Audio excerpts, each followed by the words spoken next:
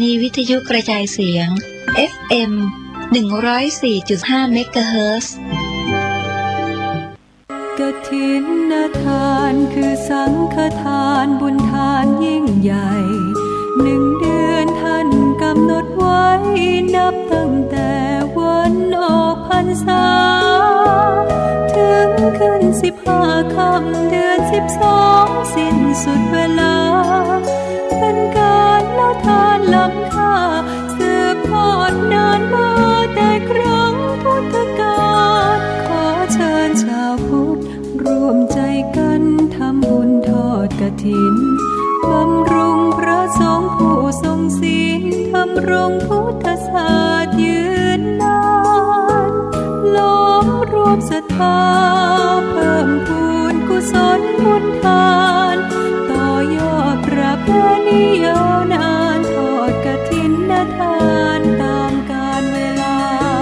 สร้างมนุษย์สมบัติสวรรค์สมบัตินิพพานสมบัติเพิ่มพูนศรัทธาปัญญาขจัดความตระหนี่ห่างไกลชีวาสร้างเหตุความร่ำรวยด้วยกฐินทานล้ำค่าสร้างเหตุปัจจัยด้วยศรัทธาด้วยปัญญารู้เห็นธรรมตามจริงขอเชิญสาธุชนสร้างบุญกุศลยิ่งใหญ่ร่วมทอดกฐินด้วยใจสร้างหลักชัยชีวิตไว้พึ่งพิงทานศีลภาวนาทำให้ครบถ้วนเกิดสุขแท้จริงเพิ่มบุญกุศลสูงยิ่งบุญทอดกฐินทาน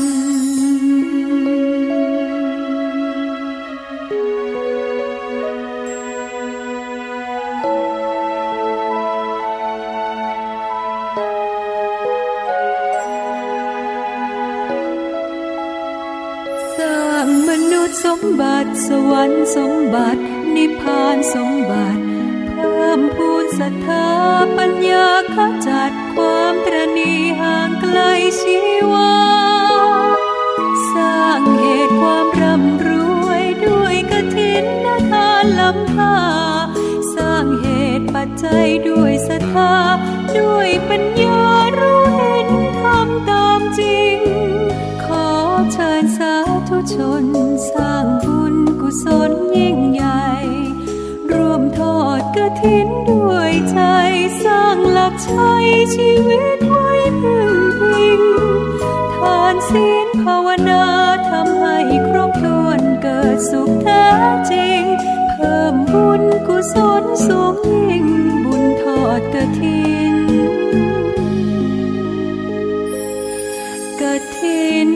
ทาน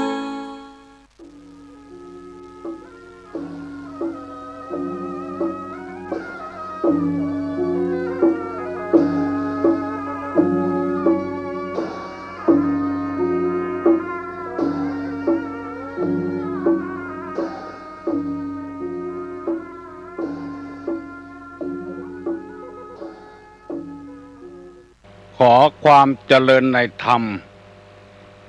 และความผาสุกทางใจจงได้บังเกิดมีกับท่านสาธุชนคนดีผู้เจริญในศีลผู้เจริญในธรรมทุกท่านพร้อมกันนี้ขอยกมือ10 นิ้วกราบอาราธนาเอาคุณพระแก้วเจ้าทั้ง3 ประการบุญศีลบุญทานที่ท่านผู้ฟังได้กระทำมาในอดีตและกำลังจะทำเวลานี้คุณพ่อคุณแม่ผู้ให้กำเนิดคุณครูบาอาจารย์ผู้ประสิทธิ์ประสาทวิชาความรู้เสื้อวัดเสื้อวาเสื้อบ้านเสื้อเมืองพระสยามเทวาธิราชสิ่งศักดิ์สิทธิ์ทั้งหลาย อันอยู่ในบริเวณขงเขตล้านนาไทยมีพระบรมธาตุเจ้าดอยสุเทพจังหวัดเชียงใหม่พระบรมธาตุเจ้าหริพูนชัยจังหวัดลำพูนพระธาตุเจ้าลำปางหลวงจังหวัดลำปางพระธาตุเจ้าจ้อแฮจังหวัดเมืองแป้พระธาตุเจ้าแจ้แห้งจังหวัดน่านพระธาตุเจ้าดอยตุงจังหวัดเชียงรายพระเจ้าตนหลวงจังหวัดพะเยาพระธาตุเจ้าดอยกองมูจังหวัดแม่ฮ่องสอนและครูบาเจ้าศรีวิจัยนักบุญแห่งล้านนาไทยเป็นต้นขอยกมือ10 นิ้วกราบอาราธนาและเชิญชวนได้มาปกปักรักษาท่านผู้รับฟังรายการเมื่อเจ้าวันนี้ทุกท่านบอกว่าจะเป็นตุเจ้าพระนายพ่อจายแม่ยิงทุกสาขาวิชาอาชีพ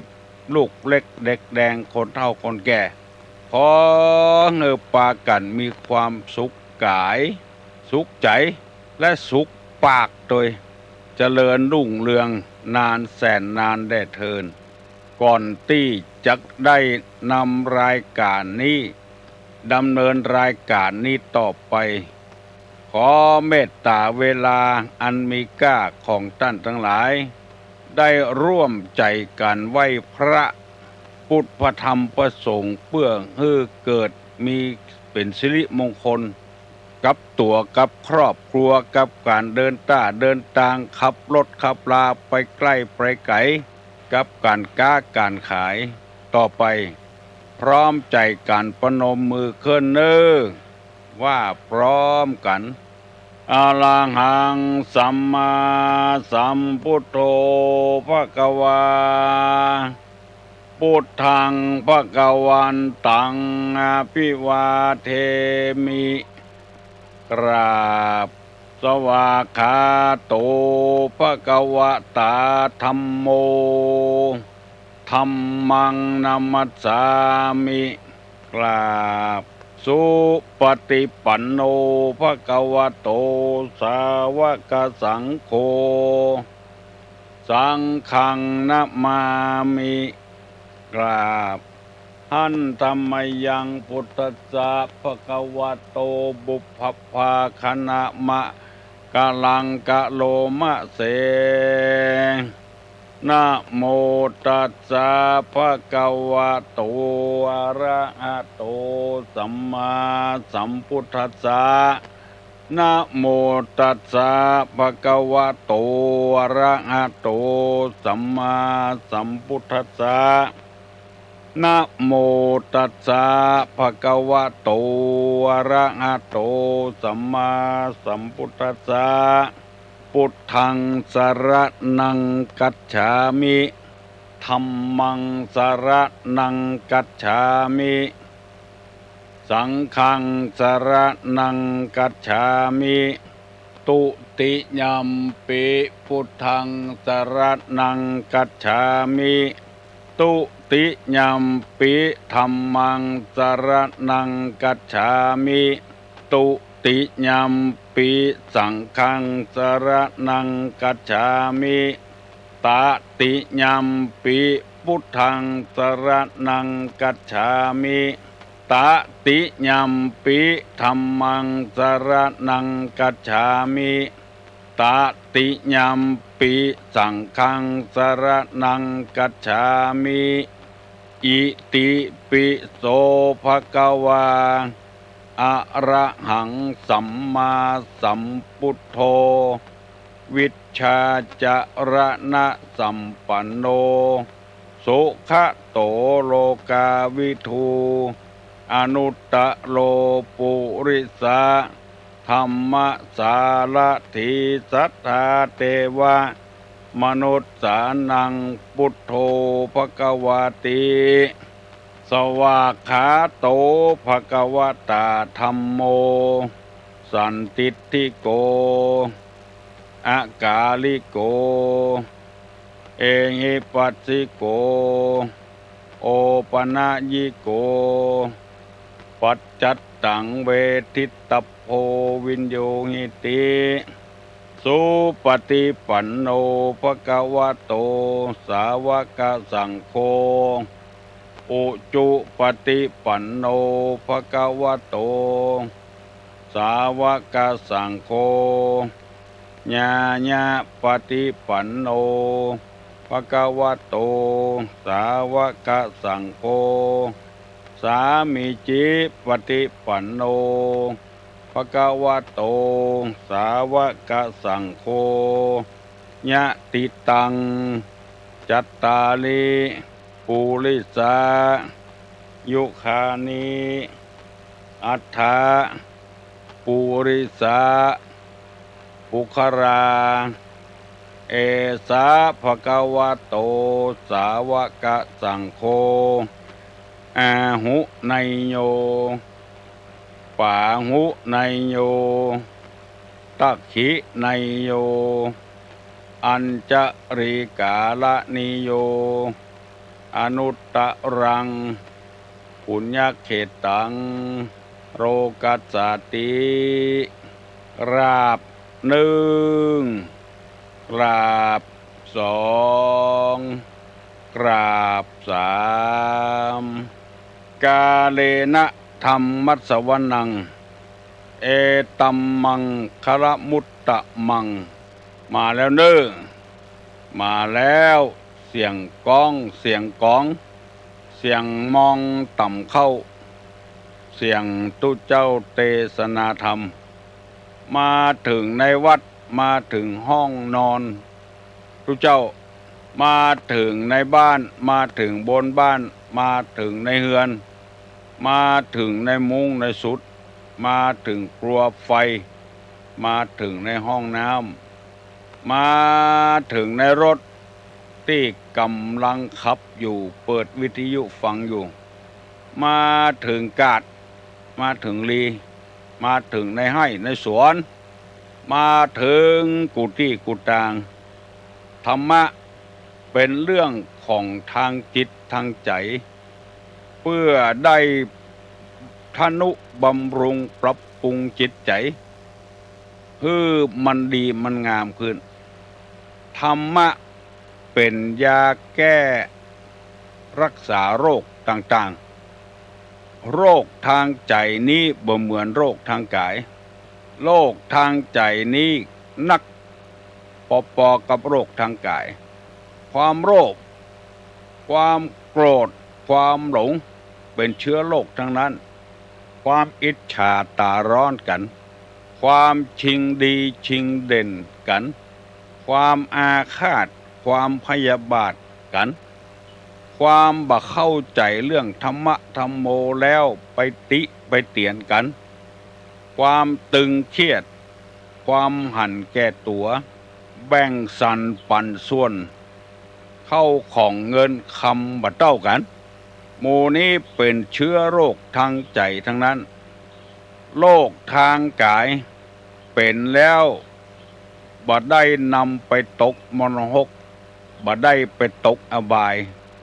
แต่โรคทางใจนี้ถ้าเป็นไปแล้วบ่แก้บ่ไขจะนำจิตใจวิญญาณของตัวเองเนี่ยไปมรณะไปทางอบายห่วงทรัพย์สมบัติเข้าของเงินคำก็เป็นเชื้อโรคเป็นหนี้เป็นสินเปิ้นบ่ซ้ายก็เป็นเชื้อโรคชอบวิพากษ์วิจารณ์คนอื่นก็เป็นเชื้อโรคชอบเล่าหน้าจากขวัญคนอื่นบ่เล่าตัวเก่าก็เป็นเชื้อโรคทั้งนั้นโรคเหล่านี้เฮาบ่หันเป็นตัวเป็นตินเหมือนกับแขนหักแข้งหักขาหักจะมีอันใดมาแก้เชื้อโรคเหล่านี้ยิ่งนานวันไปก็ยิ่งกำเริบนักขึ้นเพื่อช่วยกันเผยแพร่ศีลธรรมในทางพระพุทธศาสนาเพื่อไปแก้เชื้อโรคคนเหล่านี้คือแก่หมู่แก่คณะแก่คนอื่น คนใดเป็นเชื้อโรคทางร่างกายอย่างวัณโรคนี่มันยังบ่ไปเผยแพร่คนอื่นนักหนาปาป้านเต้าโรคทางใจโรคไล่ตีไล่ฆ่าไล่บุบไล่แตงไล่บุบฟืนไฟต่ำหัวบ้านหิมบ้านเปิ้นที่เปิ้นตามไว้มันงามมันสวย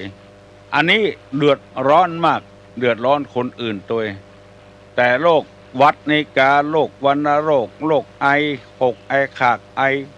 คอบวมปอดอักเสบเจ็บหน้าอกโรคเส้นประสาทหมดนี้มันเดือดร้อนเฉพาะตัวภัยตัวมันเท่านั้นอย่างโรคเอดส์นี่คนใดไปทำคนนั้นได้มันบ่สามารถไปติดคนอื่นบ่สามารถทำมือคนอื่นเดือดร้อนนักหนาปาป้านเต้าโรคทางใจขอให้ท่านผู้ฟังทั้งหลายได้เข้าใจตัวว่าบ่ได้มารบกวนเวลาของท่านกำลังหลับกำลังนอนกำลังจะเอายาแก้โรคต่างๆโรคขี้ค้านโรคขี้ค้านนี่ก็เดือดร้อนถึงครอบครัวถึงผัวถึงเมียถึงลูกถึงเต้าโรคปากนักปากมากแน่ก็จะวิพากษ์วิจารณ์คนอื่นใครก็บดีสักคนอันนี้เป็นเชื้อโรคอันร้ายแรงเปิ้นลงทุนประกาศธรรมะลงทุนเท่าใดพ่องบ่ได้คำนึงลงทุนเสียสละเวลามาออกอากาศเพื่อเอาธรรมะมาให้คนทั้งหลายลงทุนเกี่ยวกับสถานีวิทยุติดต่อกันตั้งโทรศัพท์ตั้งอย่างวุ่นวายไปหมดบ่ได้เข้าใจสักอย่างฟังแล้วบ่ได้นำไปกึดไปใจให้เป็นประโยชน์ฟังแล้วเอาไปอู้ไปจ่าไปทำลายเปิ้นว่าพระตนนั้นตุตนนั้นคนนั้นอู้อย่างนั้นอย่างนี้บ่สร้างสรรค์อู้การบ้านการเมืองการอย่างผีเบาบุหุแล้วจะไปฟังเปิ้นเนี่ยหยังสถานีวิทยุมีเปเลอะเปเตอยังบ่เลื่อนเข็มไปหาสถานีอื่นที่มันม่วนปูนอันนี้เป็นเชื้อโรคอย่างหนึ่งของคนปากพร่อยปากนักวิชอบวิจารณ์คนอื่นโอ้มีนักหนาปาป้านเชื้อโรคหมู่นี้อยู่ที่ไหนระบาดที่หั่นเดือดร้อนที่หั่นอิจฉาริษยาเอาคนอื่นเดือดร้อนว่าแล้วบ่ได้ว่าทำไมเพราะกรรมว่านี้บ่มีรักมีฐานหลายอย่างหลายประการต่างๆเจิญปี่เจิญน้องช่วยกันฟังแต่เนิ่นตู้ลุงดีใจสบายใจที่มีคนหลายคนบอกว่าตู้ลุงฟังตู้ลุงแล้วบ่ได้ไปแปลบ่ได้ไปกึดอย่างสักอย่างฟังแล้วจำได้สบายใจเอาไปปรับปรุงแล้วตู้ลุงก็เคยบอกว่าตู้ลุงนี้บ่ได้อู้เป็นสำนวนโวหารในอย่างที่มันสูงเอาอันที่มันฟังกันง่ายภาษาเจ้าบ้านฉบับรากหญ้าเนี่ยฟังแล้วมาเข้าใจง่ายแล้วก็คนพื้นเพรากหญ้านี่มันก็นักตัวกันเอากันรากหญ้าเอากันใกล้ๆนี่ก่อนมันมีจำนวนนักบางคนสารภาพว่าครอบครัวมีความสุขบ้านหวานใจรู้สึกเป็นหนี้บุญคุณของตู้หลวงเพราะว่าแต่ก่อนเขาบ่เข้าใจการที่จะไปข่มเมียค่ำเมียคืออยู่ในอำนาจของตัวเก่าเนี่ยคิดว่ามันเหมาะมันสมมันดีแล้วค่ำมากินเหล้าเมายาลูกก็อยู่บ่ได้เมียก็อยู่บ่ได้นึกว่ามันเป็นของดีพอได้ยินตุลุงประกาศตั้งสถานีวิทยุว่ามันเป็นของบดีนกหนูปูป่าอยู่บ่ได้เอาเปิ้นมาเป็นลูกเป็นเมียแล้วหน้าที่จะให้ความอบอุ่นให้เปิ้นกลับไปสร้างความเดือดร้อนให้เปิ้นถึงวันจนบ่ฮู้ว่าจะเนี่ยเจือใด พอได้ยินธรรมะธรรมโมจากตุลุงพ่องจากท่านมหาพ่องจากคนอื่นพ่องก็ดีใจขึ้นมาหูเรื่องหูราวขึ้นมาม่วนอกม่วนใจขึ้นมาก็ปรับปรุงแก้ไขเพราะมันเป็นเชื้อโรคเฮาหูมันบ่ดีก็ปรับปรุงแก้ไขเป็นต้นบางคนก็อู้ซื่อๆนะไปเสาะหาเรื่องหาราวกับผู้เจ้าเปิ้นก็ทำหน้าที่ของเปิ้นอยู่หั่นแล้วตัวไปสู้กับเปิ้นเมื่อบ่พออกบ่พอใจอย่างใดอย่างหนึ่งก็ไปโคตรไปเกลียดคือเปิ้นอันนี้ก็เป็นเชื้อโรคอย่างหนึ่งเปิ้นบอกว่าสอนไอ้หยังบ่เต้าสอนตัวเก่ามองไอ้หยังบ่เต้ามองตัวเก่าติไอ้หยังบ่เต้าติตัวเก่ามองตัวเก่าเห็นดีมันเป็นต้าไผเบื้องต้นมาตลอดถึงปลายฟังไปเถอะพอออกไม่ออกเลยสนใจธรรมะธรรมโมนี่ยังแฟนน้อยมันเป็นเกราะป้องกันตัวธรรมะนี่เป็นเพื่อนฝูงอย่างที่กล่าวมาเมื่อตะวาแล้วธรรมะนี่เป็นพ่อเป็นแม่ของเฮาเป็นมิตรแก้วสหายของเฮาเป็นยารักษาโรคเป็นอาหารเป็นเครื่องประดับประดาผู้ใดมีคุณธรรมเต็มเปี่ยมไปด้วยคุณธรรมเนี่ยอิ่มตลอดเวลาม่วนอกม่วนใจตลอดเวลาขาดศีลขาดธรรมนี่มันกั้นมันอยากมันอดเตื้อเป็นดีอินดูตัวเก่าคนขาดธรรมเนี่ยบ่ดีบ่ดักขายหน้าขายตาเสี่ยงถึงบ้านถึงเมืองยังบ่ปอไปถูกคอกถูกขังตลอดชีวิตก็มีถูกประหารชีวิตก็มีชีวิตนี่เป็นของหาไม่ใช่ได้ง่ายๆหาในยากถ้าชีวิตดับมันดับไปทั้งหมดเลยเข้าของเงินคำจ้างมางัวควายอย่างดับไปตัวกันหมดเพราะฉะนั้นจะต้องรักษาดวงจิตนี้ไว้ดีๆนั่นก็คือเอาธรรมะมาเป็นเพื่อนเป็นฝูงตุลุงได้เอาธรรมะเกี่ยวกับคนที่บ่มีความสุขนั้นมาเสนอให้พี่น้องทั้งหลายบางคนก็โทรศัพท์มาว่าโอ้หันตยแต่เพราะว่าคนที่บ่มีความสุขนั้นหนึ่งคนมีจิตบ่ตั้งมั่นอันนี้ก็บ่มีความสุขสองคนหูเบาคนใจเบาเชื่อง่ายก็บ่มีความสุขบ่มีรักบ่มีแรงละเวเหหนไปเลยบ้านป่ายชีวิตก็ตกละกรรมลำบากลุกอวยนั่งอวยบ่มีไผปกลุกปกนั่งบ่มีไผพ่อไผกอยเพราะว่าหูเบาเอาง่ายเปิ้นจุไปที่ไหนเปิ้นจอบไปที่ไหนไปที่หั่นบ่มีรักมีฐานมั่นคงถาวรไปอยู่กับบ้านสงเคราะห์คนชราบ่มีคนนำไปบ่มีคนจักจุงไปก็ไปบ่ได้บ่มีหลักฐานคนหูเบาข้อที่สามว่าคนประทุษร้ายมิตรได้นำเอาเรื่องต่างๆที่มีคนโทรศัพท์มาบอกว่ามันเป็นเจออี้เนอะถึงวันนี้อันนี้สำคัญหน่อยพอหลังไม่มามีคนโทรศัพท์มาบอกว่าโอ้จับใจจับคอแตะตุลุงมันเป็นอย่างอี้แต่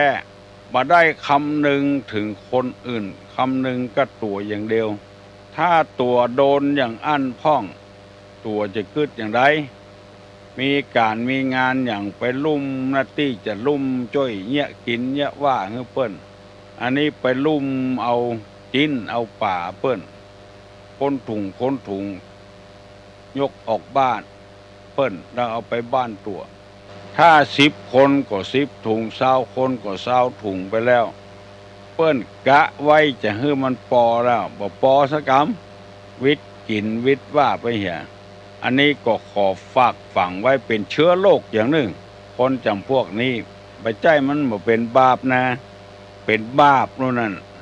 จิตคิดจะรัก จิตคิดจะเอาของเปิ้นจะว่าวิสาสะก็บ่ใช่วิสาสะก็บ่ใช่อุปกรรมโมทำความเพียรที่จะรักได้ของนั่นไปกินไปใจด้วยความพยายามแมทของเปิ้นเป็นอันวันจะหันอกหันใจเปิ้นพ้องเวลามีการกลับบ้านกลับจองเปิ้นก็หวังเพิ่งพี่น้อง10 สาวชาวบ้านนะ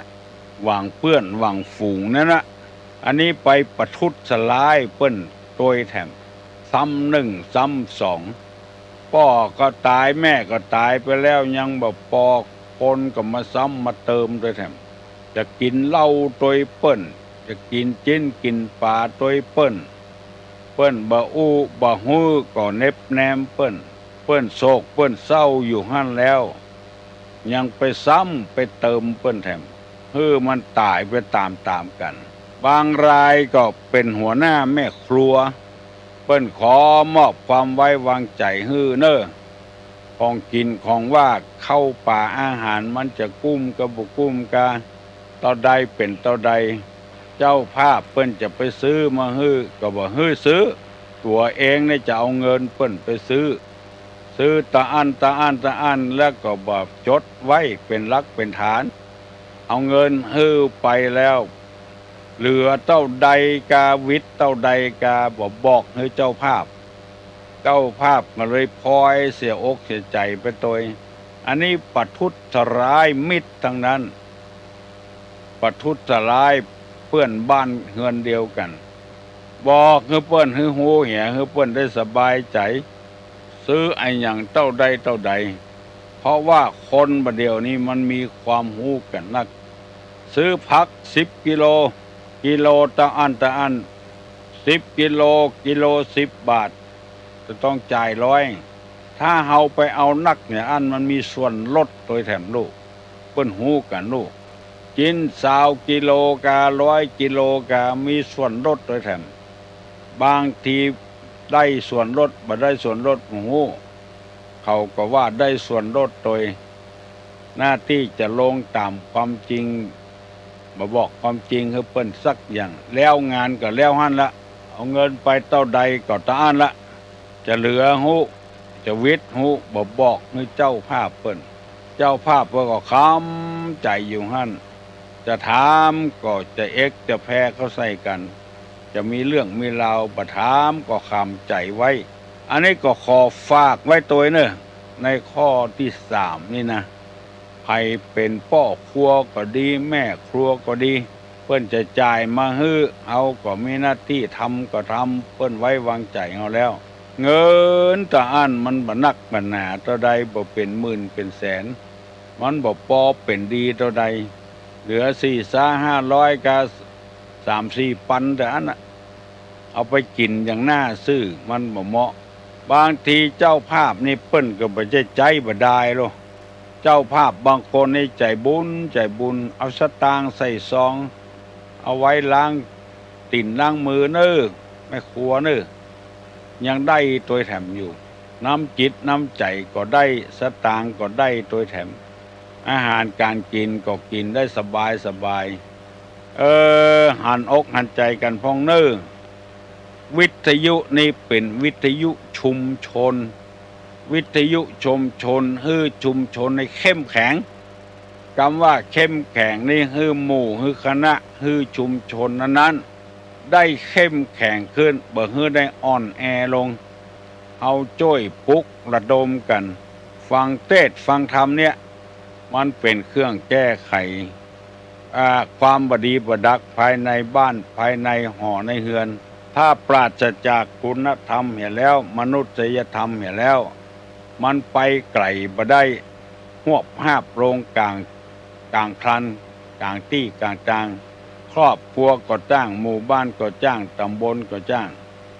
ถ้าบ่เข้าหากันบ่ติดต่อกันในทางธรรมแล้วเพราะฉะนั้นญาตินี่จึงมีหลายอย่าง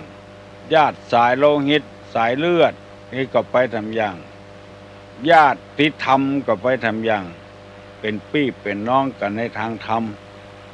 บ่เอาอย่างมากันแต่ว่าจิตใจมันพัวพันกันปะกันที่ไหนได้ตักได้ตอกัน มันม่วนอกม่วนใจ โดยเฉพาะอย่างยิ่งตุเจ้ากับชาวบ้านนี่มันขาดกันบ่ได้ตุเจ้าก็ต้องอาศัยชาวบ้านเรื่องเข้าป่าอาหารเรื่องที่อยู่ที่อาศัยเรื่องผ้านุ่งผ้าใบเรื่องการเจ็บกันเป็นต้องอาศัยสถานบุญโอ้สถานบุญได้เปิ้งตุเจ้าทางใดพ้อง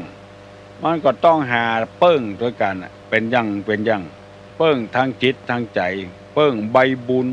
เปิ้งความรู้เปิ้งกันไปเปิ้งกันมาตุเจ้าบางตนนี้พัฒนาบ้านจองห่อเฮือนมันดีมันงามขึ้นมีความสามัคคีพร้อมเพรียงเอียงหน้ากันเป็นผู้นำของหมู่ของคณะชาวบ้านเจ้าจองสักคนก็บ่ค่อยพอใจคิดว่าเป็นจะเรื่องของตุเจ้าพนายทั้งที่จะนำความเจริญมาสู่แม่นก็จ้างบ่แม่นก็จ้างเอาก็จำเป็นที่จะต้องช่วยเหลือเฟื่อฟายซึ่งกันและกันช่วยเหลือไปแล้วผลประโยชน์ที่จะได้รับมันก็ตกอยู่ส่วนกลางบ่ได้ตกไปในองค์มือของใครคนใดคนหนึ่งพอจะแปลงจิตแปลงใจอนุโลมไปได้ก็อนุโลมกันไปก่อนมันขาดกันบ่ได้เพิ่งปะอาศัยกันบ่ต้องอย่างนักแม้แต่ตายเป็นเม็นเน่าในถ้าตุเจ้าบ่ไปทอดไปถอนก็ยังเอาไปบ่ได้อันนี้อู้ถึงหมู่บ้านกลัวคึดกลัวจากลัวอย่างมื้อเนี้ยต้องเพิ่งปะอาศัยพระสงฆ์พระเจ้าลูกนึงพอออกไม่ออกนึง6 โมงเกิงป่ายแล้วนกหนูปูป่าออกหังเสาะว่าหากินแล้วคนเอายังบุ่มอยู่ที่นอนอยู่นั่งเงาสักเกิงนาที2 นาทีก็เสียเวลาไปหันแล้วตัดสินใจบอกว่าอย่าไปเป็นทาสของมันขี้ค้านลูกนี่ก็เป็นมารตัวหนึ่งที่ทวงความเจริญของเฮาเปิ้นไปเสาะเฮ็ดเสาะหานพอได้กันล่างเฮากำลังจะไปอยู่เพราะลูกขวายเปิ้นไปกล้าไปขายพอขายได้จะนักแล้วเฮายังกำลังจะไปอยู่ประทานละซื้อหัวกาดขายหางกาดลูกเจ้าลูกนึอันกรรมหมดเนี่ยที่ตุลุงว่าเนี่ยบางคนว่าไอ้ยุ่งอย่างกับเจ้าบ้านเจ้าจองมีหลายคนบอกว่าดีเน้อตุลุงมันเหมือนกรรมเก่ากรรมแก่เจ้นพ่อแจ้งแม่เปิ้นบัดตายเตื้อเปิ้นห้องอย่างเอี้ยลูกเฮ้ยไปเมารับเมานอนอยู่ดูนอนก็ขึ้นหุ่งแล้วไปยินดียินบานอย่างเรื่องเล็กๆน้อยๆจะพลาดโอกาสพลาดเวลาบางทีไปรถไฟจะไปกรุงเทพถูกได้ไปเกิดเอาปุ่นลำปางปุ่นเพราะลูกขวายไปบัดตานเปิ้นลูกเห็นยินดีมีแถมข้อหนึ่งว่าคนเฮาที่หาความสุขบ่ได้นั่นนอกจากประทุษร้ายมิตรแล้วมีข้อ4ว่าคนกลับกรอกนี่เป็นภาษาไทยกลางภาษาสากลบ้านเหนือเขาว่าปิ้นปอกเป็นแป๊ก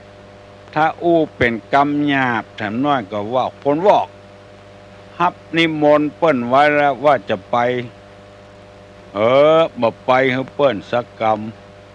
เปิ้นเอารถมาโตยหาบ่มีหั่นแล้วไปฮับนิมนต์ที่อื่นเห็นแล้วปรากฏว่าคนอื่นที่มานิมนต์ที่ไปนั่นโรยเหลือคนที่มานิมนต์ก่อนน้อยบอกว่าตุเจ้าบอกว่าคนบ้านจะไปหั่นแกะได้หั่นเงินหน้าดำหั่นคำหน้าเศร้า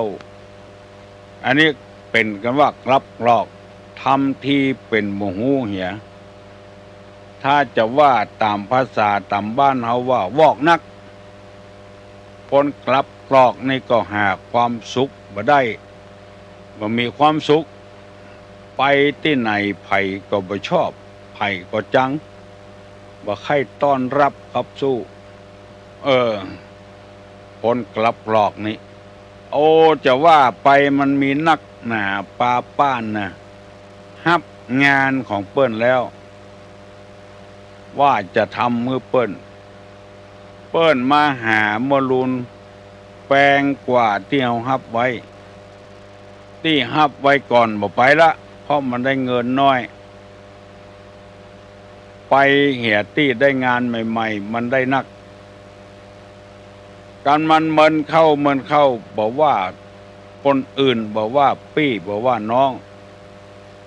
มันหน้ามืดมาแล้วมันทำได้หมดทำกูอย่างทำให้เปิ้นเสียทำให้เปิ้นหายจัดนักตู้ลุงขอเล่าให้ฟังสักหน่อยเคยไปเทศน์วัดหนึ่งในต่างจังหวัดตุลุงตัวนี้ถ้าอยากกลับกรอกเพราะว่าเปิ้นจะผูกสิมาวัดนะแล้วไปขอลูกนิมิตกับเปิ้นแล้วจะให้เจ้าของลูกนิมิตมาตัดตัดหวายปรากฏว่าแม่ยิงคนนั้นเป็นแม่ยิงตัวแถมเป็นเจ้าภาพลูกกรุงเทพมานอน2 คืนเวลาจัดตัดลูกหวายนั่นบ่ได้ตัดสักกรรมตู้ลุงตัวนั้นเอาให้คนอื่นตัดเหี่ยโอ้เถียงกันใบเถียงกันบอดตู้ลุงเป็นเทศไว้ได้ยินเขาใส่น่าเวทนาน่าสงสารหันแต่เงินหันแต่ได้เอาไปให้เจ้าให้นายคนมีชื่อมีเสียงเป็นคนตัดแล้วได้เงินแถมจันลูกนิมิตลูกเดียวมีเจ้าภาพเป็นหมู่ห้อยกี่คนปุ่นบางรายเปิ้นก็ดิ้งลูกนิมิตลูกเดียวมีเจ้าภาพ3 คนเอามีดคนเทียนช่วยกันตัดอันนี้ก็ยังแควนน้อยลูกกรุงเทพมันนอนตัวได้2 คืนบัดได้ตัดลูกนิมิตกรรมฉันไม่ยอมฉันจะตัดจนได้เอาตู้ลุงกับบุหูจะเอาหน้าไปไว้ที่ไหนอันนี้เฮาก็บ่ได้ไปแทรกไปแซงหาเรื่องไปคืนนอนพักผ่อนอยู่ไปได้ยินเขาเถียงกันอันนี้ตู้ลุงก็คิดว่าอยู่ในลักษณะเนี้ยเป็นคนคลับกรอกปิ้นไปปิ้นมาเมื่อเจ้าว่าอย่างหนึ่งเมื่อตอนว่าอย่างหนึ่งพญาติอย่างอี้นี่หมอตยบัดตันเนอะเมื่อเจ้าตั้งติ่นเย็นบ่ายมาตั้งหัวเย็นจะไปยาที่ไหนกันได้ง่ายๆเป็นคนที่เชื่อถือบ่ได้แล้วไว้ใจบ่ได้แล้ววันหนึ่งเป็นอย่างหนึ่งแถมวันหนึ่งเป็นอย่างหนึ่งสร้างความหนักอกหนักใจไว้ให้แก่คนอื่นคนใดเป็นอย่างอี้ให้จำไว้เนอะเป็นเชื้อโรคเนอะเชื้อโรคจิตโรคใจพุ่นโรคนี้ไผ่แก้ตึงมาหายนอกจากเอาน้ำทำคำสอนมาเป็นเครื่องแก้เพื่อมีความซื่อสัตย์สุจริตหันอกหันใจคนอื่นจะไปปิ้นปอกปิ้นแปกเต้าใดเป็นเต้าอั้นหรือมันจะขาดทุนไปสักน้อยหรือเต้าตื่นก็ยอมเหี่ยเพื่อรักษาศักดิ์ศรีของตัวเองไว้รักษาชื่อเสียงของตัวเองไว้ยอมไปเหี่ยก่อนส่วนมากนี่มันบอกเป็นเชื้ออีนมาเป็นเชื้ออีมันแต่แผ่นเชื้อหนึ่งเชื้อกลับเชื้อกอกนั้นมันบอกเป็นไปตามธรรมชาติ อย่างอากาศบึดฮอตบึดหนาวเนี่ยหมู่ม่วนมืดอึจึอึงจึงปวดคบปวดฝนตกก็บ่ตกเหียจะแจ้งก็บ่แจ้งเหียงอกรำคาญมีนิสัยจะอีก็แก้ไขปรับปรุงเหียเอาไปอู้คนหนึ่งเป็นอย่างหนึ่งหมอหนึ่งได้รับข้อมูลมาให้เราฟังเป็นแถมอย่างหนึ่ง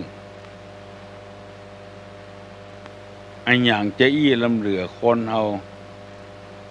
อย่างที่เปิ้นว่ากันนะตายบ่ได้เอาไปตัวอย่างสักอย่างอันอย่างไปอั้นลำเหลือเอาตัวโป้นไปเป็นวันตู้ลุงก็เคยโดนเนาะโอ้แป่งศาลาตู้ลุงกี่ห้อง11ห้องก่อนตู้ลุงท่านนับเป็นสตางค์เลยจะตกห้องเท่าใดเขาก็ว่า11ห้องนี่ก็11แสนเป็นล้านฝ่ายประมาณสักแสนเนี่ยตู้ลุงเอาไว้ให้ผมสักห้องเนอะเอาก็อุ่นใจว่าท่านหมู่นั้นเปิ้นเอากันประตกประเสียงนะมันบอกว่าไว้ผมสักห้องแสนเดียวบ่ได้อู้ไปเผียวจะขายให้ขายหน้าขายสปะสะปืนเปิ้นจะจ่ายกันละพอเปิ้นจ่ายปุ๊บแล้วก็มาฮื้อมันจะได้น้อยๆเนี่ยเป็น3-4 ล้านพุ่นน่ะมาฮื้อแสนเดียวก็ได้กันปรากฏว่าบ่มีหยังสักอย่างขายให้ขายหน้าก็บ่ได้ขายกำปากบ่ได้มาโมกใส่เฮาก็บ่เสียใจเด้อเพราะว่าถ้ามันได้มันอาจจะฮื้อก็ได้ก็เลยขาดเงินไปหั่นแสนเต็กบุกเต็กบาปเอาหั่นเอานี่เงียดเข้าไปก็หมดลึงอ่ะก็เพราะคนเนี่ยหมู่เนี้ยเฮาไปถามแล้วมันก็ว่าเปิ้นคัดข้องกันเปิ้นบ่จ่ายกันว่าอันหยังหลายกรรมฟังแล้วเฮาบอกมีเหตุมีผลน่ะที่เฮาจะเชื่อมันได้เป็นคนกลับกรอกว่าอย่างหนึ่งเมื่อเจ้าเป็นอย่างหนึ่งเมื่อตอนเป็นอย่างหนึ่งเมื่อค่ำเป็นอย่างหนึ่งมันบ่เสมอต้นบ่เสมอปลายอันนี้ก็เป็นคนหาความสุขบ่ได้เนอะไปจุไปโกหกพกลมเพิ่นเมื่อมันบ่มีเฮาก็บ่ท้าว่ามันมีจะเอาที่ไหนมาฮื้อเปิ้นบ่ว่าเตื้อบ่ถ้าไปออกปากเตื้อถ้ามันเต็มไม้เต็มมือแล้วมีในมืออึกนึกแล้วก็ยังแขวนไว้บางทีมาจองกฐินเนี่ยจองไว้เปิ้นจะมาตอดเขาก็ว่าเปิ้นมาจองแล้วเอาไปตอดวัดอื่นเถอะใกล้จะตอดมาโทรศัพท์มาบอกว่าขอยกเลิกปีหน้าฟ้าใหม่ก็มาตอด บางทีปีนั่นถึงปีตั้งวัดตั้งวาก็บ่ได้เงินได้ทองทุกเจ้าก็ขาดอันนี้ส่งกฐินไปเพราะคนกลับกรอกนักหนาป้าป้านสำหรับพี่น้องชาวบ้านเจ้าจองก็เหมือนกันอันอย่างก็แต่แล้วเฮาจะได้ม่วนอกม่วนใจอยู่ต่อต้วยกันพ่อหน้าขันมันติดนะพ่อหน้าก็สวมกันกอดกันตบไหล่ตบแลใส่กันเพราะมันบ่กลับกรอกเพราะมันบ่เสียอกบ่เสียใจกันอันนี้ที่นำมาเสนอได้หลายวันแล้วก็ขอเมตตากับท่านผู้เข้าใจผิดว่าตุลงมาว่าเฮ้อหมอนั้นหมอนี้ขอเมตตาบ่ได้ว่าเฮ้อไผสักคนนะ ถ้ามันบ่มีก็แล้วไปถ้ามันมีเฮาก็ปรับปรุงแก้ไขเหียตุลุงเกิดมาพบนี้ชาตินี้ก็บ่ปรารถนาที่จะไปเป็นสัตทลูกับไผนะบางทีอาจจะไปรับข้อมูลที่มันบ่ถูกมันอิจฉาตาร้อนกันก็ได้แล้วก็มาจังตุลุงมาเกลียดให้ตุลุงอาจจะมีแต่ใจจริงแต่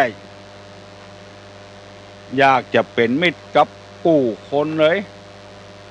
บอกว่าครูบาอาจารย์พระสงฆ์พระเจ้าเจ้าคุณเจ้านายอย่างก็ตามเถอะอยากจะเป็นมิตรแก้วสหายคำกับผู้คนตุเจ้าพนายก็เอาบักเข้าหากันแล้วบ่หน้าบูดหน้าบึ้งใส่กันนะบอกว่าจะเป็นลัทธิใดนิกายใดศรัทธาพอออกแมงออกก็เช่นเดียวกันว่าใครเป็นสัทธลูกับไผที่ออกอากาศมานี้ก็เพื่อทำตามหน้าที่ของเฮาทำตามหน้าที่ของเฮาเป็นนักบวชตั้งแต่อายุ10ปลายมาแล้วจนถึงบัดเดี๋ยวนี้70กว่าปีมาแล้วเมื่อเก้าเป็นจะได้ป่ายมันก็ค่อยเป็นเชื่ออันนะไปที่ไหนก็มีคนรู้จักมักคุ้นบ่มีสัทธลูบัดเดียวนี่ก็อย่างเดียวกันนะบ่ใครเซาะสัทธลูมาใส่ตัวถ้าฟังให้มันถูกต้องแล้วมันจะเข้าใจดีถ้าฟังบ่ถูกต้องก็จะว่าเอากรรมอย่างพี่เบาหัวมาอุในสถานีวิทยุบางทีเพียงการบ้านการเมืองบุก็มี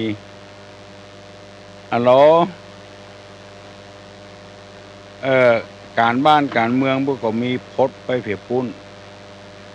แล้วก็เอาไปเล่าให้หมอนั้นหมอนี้ฟังแล้วคนที่หูจักตุลุงมันนักตุลุงก็หูจักนักเหมือนกันทั้งคฤหัสถ์พ้องทั้งตุเจ้าพ้องบางทีเพิ่นก็นักใจตัวตุลุงเพิ่นก็โทรมาบอกตุลุงก็ว่าโอ้ขอเมตตาเถอะเด้อบ่ได้ให้ไผจำอกจำใจหยังสักอย่างคือคนได้เป็นคนดีปรับปรุงแก้ไขเฮามีหน้าที่โดยสมบูรณ์เลยถ้าเป็นพ่อค้าแม่ค้าก็ได้รับใบอนุญาตเอางัวข้ามถิ่นเอาควายข้ามแดนได้มีใบอนุญาตอย่างสมบูรณ์เลยเพราะว่าเจ้าคุณบนดอยสุเทพเปิ้นให้ใบประกาศดูขอแต่งตั้งให้ท่านเป็นพระเผยแพร่ศีลธรรมในจังหวัดเชียงใหม่มีโลตุลุงเก็บไว้หั่นก็แต่งตั้งมาให้ใครมาอ่านก็มาอ่านโลกแล้วตั้งสำนักงานพระพุทธศาสนาแห่งชาติสั่งมาสำนักงานพระพุทธศาสนาจังหวัดเพื่อแต่งตั้งพระคุณเจ้าดังต่อไปนี้เจ้าคุณวัดเจดีย์หลวงเป็นกรรมการที่ปรึกษาเจ้าคุณธรรมสิทธาจารย์วัดพระสิงห์วรมหาวิหารเป็นกรรมการที่ปรึกษาต่อไปก็แต่งตั้งแถมเจ้าคณะจังหวัดรองเจ้าคณะจังหวัดเลขาเจ้าคณะจังหวัดเจ้าคณะอำเภอทุกอำเภอเป็นกรรมการมีสิทธิหน้าที่ในการนำเอาศีลธรรมพระพุทธศาสนาออกประกาศออกเผยแพร่ให้ชาวบ้านชาวเมืองฟังลูกตุลุงมีหน้าที่อย่างสมบูรณ์เลยได้รับใบอนุญาตอย่างสมบูรณ์เลยก็เลยมาออกอากาศเนี่ยแถมอย่างหนึ่งใจก็หุ่มตัวเพราะว่า การจะสร้างบารมีเนี่ยตั้งแต่ตานะบารมีศีลบารมีเมตตาบารมีสัจจะบารมีเนกขัมมะบารมีสร้างบารมีอย่างที่พระพุทธเจ้าไล่หมู่พญามารกระจัดกระจายเพราะสร้างบารมีไว้ก่อนไผๆก็สร้างบารมี เพราะฉะนั้นถ้าฟังอย่างเป็ดหูเป็ดใจไปก็บ่ต้องเอาไปอู้ให้คนนั้นคนนี้เปิ้นได้ยินแล้วก็เปิ้นตุกใจแตนตุลุงได้ยินไผ่วิพากษ์วิจารณ์ตุเจ้าตนนั้นตุเจ้าตนนี้ตุลุงก็ม่วนใจบางทีก็โทรศัพท์ไปถามไปบอกให้เปิ้นก็บอกว่ามันเป็นอย่างอันจะอันมันเป็นเครื่องกีดกันขัดขวางกันนะขอให้โตยกันไปเรื่อยๆเถอะให้ได้สบายใจเถอะโทรศัพท์ก็เหมือนกันอย่างที่เขาว่านะขอให้แล้วเหี่ยก่อนโทรมาหลังไม่121-058แล้วเขาจะได้อู้กันเต็มที่ประเดี๋ยวนี้มันมีเครื่องกีดขวางอยู่เฮาจะลุอำนาจแก่ความอยากของเฮาก็บ่ดีเพราะเฮาอยู่ในโลกนี้คนเดียวบ่ได้ต้องเพิ่งปะอาศัยคนอื่นเฮาจะอยู่คนเดียวบ่ได้แข็งกระด้างคนเดียวก็บ่ได้เปิ้งกันไปเปิ้งกันมาเฮาบ่ชอบเฮาบ่เปิ้งคนอื่นก็มาเปิ้งช่วยกันไปช่วยกันมาเพราะฉะนั้นช่วงนี้อดใจเอาก่อนเด้ออดได้เป็นยามีพญาแป้เปิ้นบ่ฮู้อู้หน้าใหม่เฮาก็บ่อู้เตื้อเฮาอู้กันตองหลังใหม่อย่างที่ตุลุงนำมาเสนอเนี่ยเพราะว่าคนโทรมาทางหลังใหม่เฮาก็นำมาเสนอให้พี่น้องทั้งหลายได้ฟังถึงวันเด้อเมื่อเจ้าตั้งแต่6 โมงถึง7 โมงระยะนี้คนยังบ่ไปทำการทำงานเตื้อเป็นการเวลาที่ฟังธรรมมันถูกต้องปึดของที่มันคว่ำไว้ง่ายขึ้นเอามาเสนอกันอย่างร้านอาหารน่ะมันตึงมีกูอย่างชอบกินอันใดก็กินอันนั้นเหียบ่ชอบก็ให้คนอื่นกินเหียมันตึงชอบก็เหมือนกันแต่ไปนำวิพากษ์วิจารณ์นำไปเล่ากันนี่มันเป็นนิสัยที่บ่ดีนะตัดสินใจตัวเก่าเนี่ยพ้องจะไปเอาปากกว้างบัดเท่าใดเนี่ยไปทำลายคนอื่นก็หมายมั่นปั้นมือทำงานเพื่อพระศาสนาอยู่แล้วเอาละน้องก็ออกไม่ออกพี่ป้านาอาศรัทธาทั้งหลาย